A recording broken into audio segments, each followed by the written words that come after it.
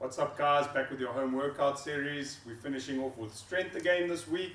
It's a progression from last week's session, so make sure you check out the workout PDF and follow the sets and reps scheme that we've provided. Guys, if you aren't warming up, make sure you click the link in the description, follow our 10-minute warm-up flow. It will help get you ready, primed, and prevent injuries. Also, guys, with the bodyweight training at home without weights available, it's important that we follow tempo to get the most out of each exercise. If you're struggling to understand the tempo prescription in our PDF, click on the link that we provide in the comment section of this video or in the emailer you got, and that will explain exactly how tempo works. Push, guys, and enjoy your training.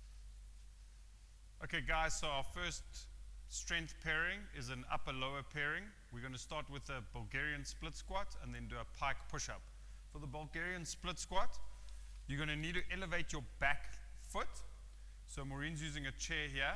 We would recommend for most people a little bit lower than this chair. For taller guys, the chair will be good. What you want to do is set up with your foot right near the edge, okay? And you're going to bring your foot forward so that when you go down, your knee comes forward but not over your toes too much. So Maureen's going to drop down into a single leg squat, okay, and then up. What I do want to show you is we don't want her knee caving in like that. You want to keep the middle of the knee, if I draw a line straight down, in line with the middle toe. Okay, also very important that you don't tilt your pelvis like this. You slightly engage your lower abs. So if we look from the side, Maureen will show you. So Maureen, let's tilt the wrong way. And then she wants to slightly engage these abs, get tall, so let's correct. Okay, so pelvis is neutral, dropping down. If you look, her knees coming maybe a tiny bit in front of the toe is fine, but not more than that. Then the other thing we want to think about during this movement, guys, is sitting back into that hip, okay? Not coming forward onto the knee, sitting back into the working hip. Perfect. The next movement is a pike push-up. Probably the first time you're going to try this, guys. It's very different. So we're going to show you the easiest variation up to the hardest. So the easiest variation, Maureen's going to get into this sort of tabletop position. And she's going to push her hips up into the air, but her knees are slightly bent. From here, she's going to go into like a shoulder press motion. So you're not dropping down like this. You're dropping into a shoulder press motion, slow and controlled down, extending all the way up till your elbows lock out completely. Okay, to progress this movement, Maureen's going to go up onto the chair, but onto her knees, not onto her feet. Okay, from this position, it's just a little bit more of a vertical angle, so obviously a little bit harder. Okay, and then the final progression is on the chair onto your feet. So this is almost like a handstand push-up. Keep this chair still for her. You can do it on your couch. It's a bit slippery on this turf. Guys, if you are able to do handstand push-ups on the wall, that is even a further progression which you can do. But make sure you should be able to do the amount of reps that's in your workout card. So guys, refer to the workout sheet for your sets and reps for this, and do the movements according to the tempo. Slow and controlled is always better. Okay guys, next up we've got a triplet of strength movements, 3 in a row, circuit style, no rest between them. So the first movement is a single leg deadlift. We want to mimic the normal barbell deadlift pattern. So often when people train a single leg deadlift, they do the Romanian deadlift. So that's hips a bit higher. We want to mimic the full deadlift pattern on this specific movement.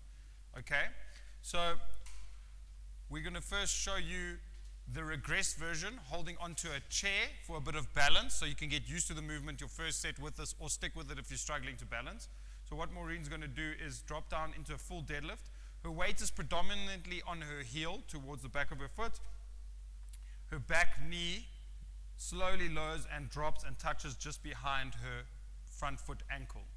Okay, so she's getting into, if you look from the side angle, she's getting into the full deadlift pattern. If you want to progress this movement, slow it down. Or hold some weights on the side if you have. So what we don't want to see is the knee shaking around, slow and controlled. If you look from the front, pause and up. Nice, Maureen. The next movement we have is a strict. For the sit-through exercise, guys, you're going to set up the same as you do for a crawl in an all-square position, knees just off the floor. Okay, what you're going to do is lift your left hand and then turn on your left foot, shoot your right leg out, straight in line here, sort of that. What we want you to do is go slow and controlled, squeeze your midsection as you come through. Make sure you don't shoot backwards with your leg, it should be forward, okay?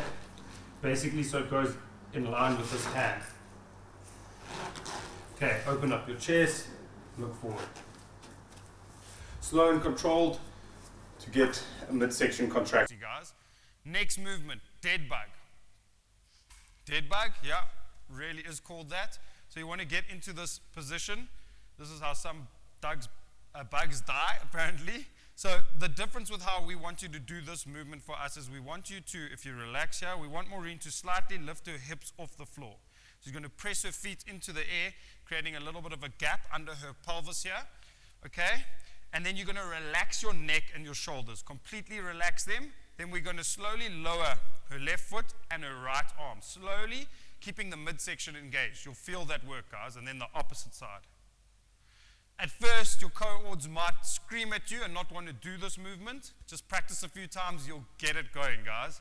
Once you get it going, you will feel how much it really works that midsection. And again, it's a contralateral, which means opposite pattern, which is very important to functional movement. Okay, this can even help improve your running. It's as crazy as it seems. Okay, so keep going, Maureen. No, I'm kidding. Okay, so those are the three in this little circuit. Stick to the rep ranges, push yourself, stick to the rest and the tempo.